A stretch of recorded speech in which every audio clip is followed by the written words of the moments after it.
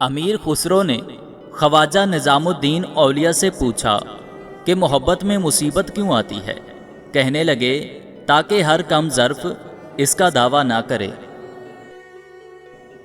محبت کا تقاضا ہے کہ پچھلی محبت کا ذکر دوسری محبت سے نہ کیا جائے اور نہ ہی اسے یاد کیا جائے جس سے محبوب کو تکلیف ہو۔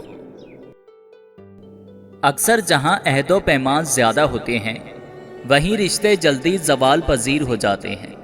جن کو نبھانا ہوتا ہے وہ نہ بڑی بڑی قسمیں کھاتے ہیں اور نہ ہی ہر بات کو جتاتے ہیں،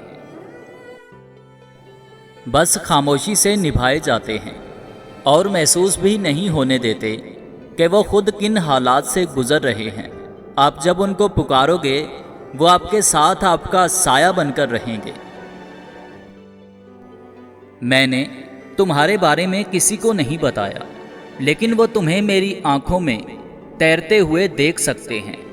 ہاں، میں نے تمہارے بارے میں کسی کو نہیں بتایا، لیکن جانا وہ میرے لکھے ہوئے لفظوں میں تمہیں دیکھ سکتے ہیں، کیونکہ محبت کی خوشبو پوشیدہ نہیں رہ سکتی۔ مرد سچی محبت صرف اس عورت سے کرتا ہے جس عورت کے ہونٹوں سے وہ اپنے لیے پیار و محبت اور احترام کے الفاظ سنتا ہے۔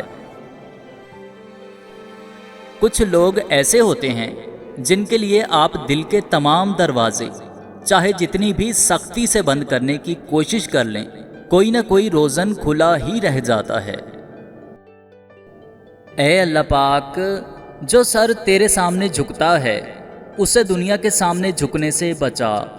اے اللہ پاک، جو ہاتھ تیرے سامنے پھیلتے ہیں انہیں بندوں کے آگے پھیلنے سے بچا۔